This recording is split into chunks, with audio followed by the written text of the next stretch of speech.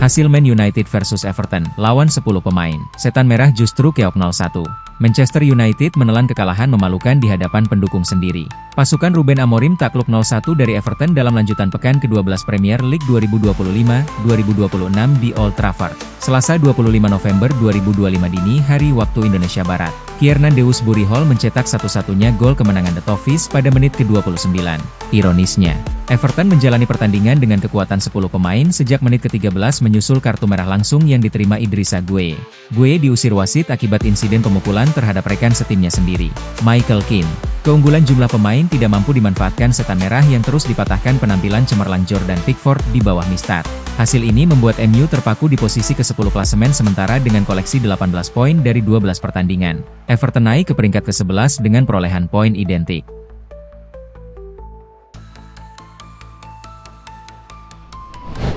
Rapor pemain Man UTD versus Everton. Unggul jumlah pemain tapi kalah. Tuan rumah gagal menunjukkan kreativitas dan ketajaman. Sementara Everton tampil disiplin dan mengandalkan serangan balik untuk membawa pulang 3 poin penting. Everton sempat menguasai laga pada 10 menit awal sebelum insiden mengejutkan terjadi ketika Idrissa Gueye diusir wasit karena berseteru dengan rekan setimnya sendiri, Michael Keane.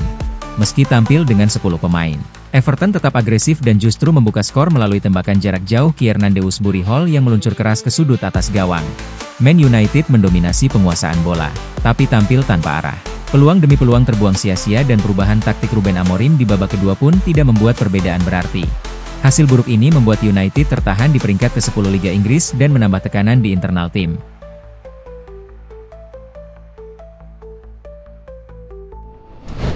MU catat rekor negatif usai tumbang 0-1 dari Everton. Manchester United mencatat 25 tembakan dan menguasai 70% permainan sepanjang pertandingan. Namun Jordan Pickford di bawah Mistar Everton tampil kokoh dan menggagalkan setiap usaha tuan rumah. Dominasi itu tidak menghasilkan satupun gol balasan. Hasil ini menjadi catatan sejarah buruk bagi Manchester United. Untuk pertama kalinya, mereka kalah dalam pertandingan Premier League setelah lawan menerima kartu merah. Sebelumnya, dari 46 laga serupa, mereka mencatat 36 kemenangan dan 10 hasil imbang. Usai pertandingan, Ruben Amorim menyoroti rendahnya intensitas permainan timnya. Ia menilai performa Manchester United tidak memadai bahkan ketika unggul jumlah pemain. Hasil ini langkah mundur, bukan hanya soal hasil, tetapi perasaan saya selama pertandingan. Semua harus tampil lebih baik hari ini, ujar Amorim.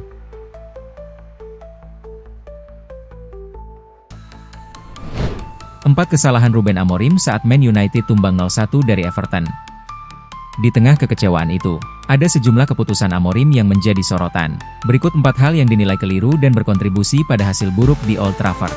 Bertahan dengan formasi yang tak efektif. Amorim tetap bersikukuh dengan sistem 3 back dan 2 wingback, gaya yang tidak diperlukan untuk menghadapi tim yang hanya menunggu.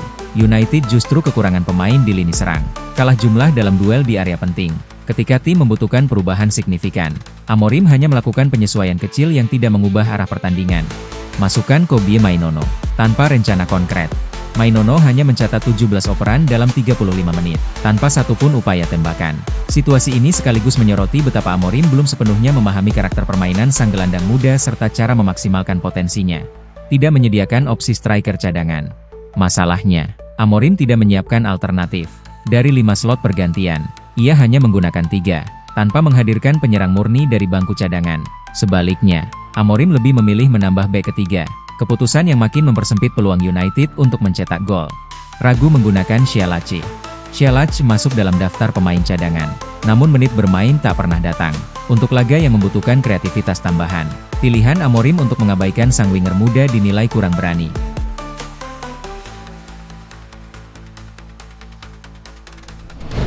Ruben Amorim akui MU memang layak kalah dari Everton.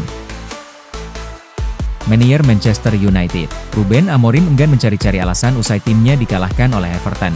Ia menyebut bahwa timnya memang tidak bermain dengan baik, sehingga mereka layak kalah di laga tersebut. Dalam wawancaranya seusai laga, Amorim enggan mencari-cari alasan usai timnya menelan kekalahan di laga tersebut. Ia menyebut bahwa Everton layak meraih kemenangan meski mereka hanya bermain dengan 10 pemain.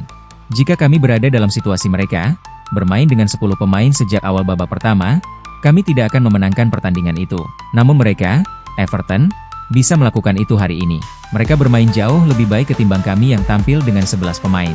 Mereka bertahan dengan sangat baik dan mereka menderita bersama 10 pemain. Jadi saya ucapkan selamat untuk mereka. Buka Amorim.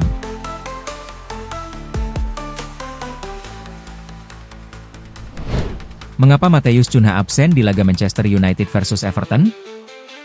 Manajer Manchester United, Ruben Amorim memberikan informasi seputar absennya Matheus Cunha di laga melawan Everton dini hari tadi. Ia mengonfirmasi sang striker harus absen karena mengalami cedera. Diwawancarai Sky Sports, Ruben Amorim membeberkan penyebab alasan Cunha absen melawan Everton. Ia mengonfirmasi sang striker mengalami cedera saat sesi latihan MU. Namun sang manajer menyebut bahwa Cunha tidak mengalami cedera yang serius, sehingga ia tidak akan lama absen membela Manchester United nantinya. Dia, Cunha, mengalami benturan di sesi latihan kami. Saya tidak tahu berapa lama ia akan absen. Namun saya rasa cedera yang ia alami tidak serius dan kami tidak mau ambil resiko dengannya pada hari ini, ungkap Amorim.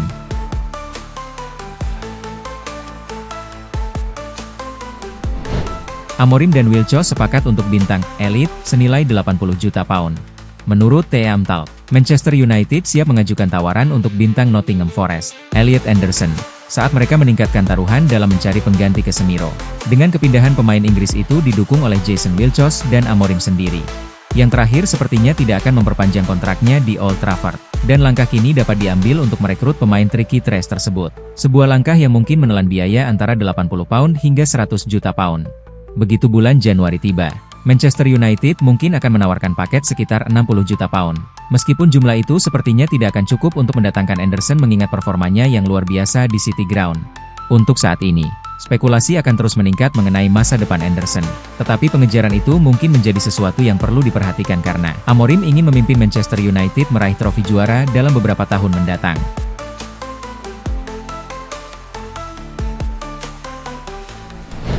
Man Utd berbalik arah dan kini ingin merekrut bintang legendaris. Fabrizio Romano telah mengonfirmasi bahwa Manchester United telah berbalik arah terhadap Casemiro dan kini ingin pemain legendaris Brasil itu menandatangani kontrak baru. Tetapi ada sesuatu yang harus dilakukan gelandang itu terlebih dahulu. Casemiro menikmati musim debut yang fantastis di Man Utd setelah kepindahannya dari Real Madrid senilai 70 juta pound. Namun, 2 musim berikutnya membuat Casemiro terlihat lebih tua dan kurang mendapat perhatian. Itu adalah bukti etos kerja dan profesionalisme gelandang veteran tersebut. Meskipun mereka yang mengenal Casemiro secara dekat tidak akan mengharapkan yang kurang dari itu. Pemahaman saya adalah situasi Casemiro benar-benar situasi yang mirip dalam hal strategi dengan Harry Maguire, kata Romano.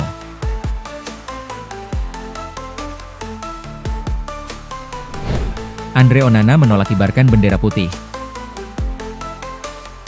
Andre Onana nampaknya masih belum ikhlas meninggalkan Manchester United. Sang kiper dikabarkan siap kembali ke Old Trafford untuk merebut posisi kiper utama Setan Merah. Menurut laporan tersebut, Onana sendiri masih belum mau lempar handuk dalam situasinya di Manchester United. Ia masih ingin menjadi kiper utama Setan Merah. Sang kiper ingin membuktikan bahwa dirinya bukan rekrutan flop Setan Merah. Ia juga menilai bahwa dirinya punya kemampuan yang dibutuhkan untuk jadi kiper utama MU. Ia juga merasa tidak lebih buruk daripada Senne Lammens. Jadi ia akan bertekad untuk merebut kembali tempatnya sebagai kiper utama MU di musim depan.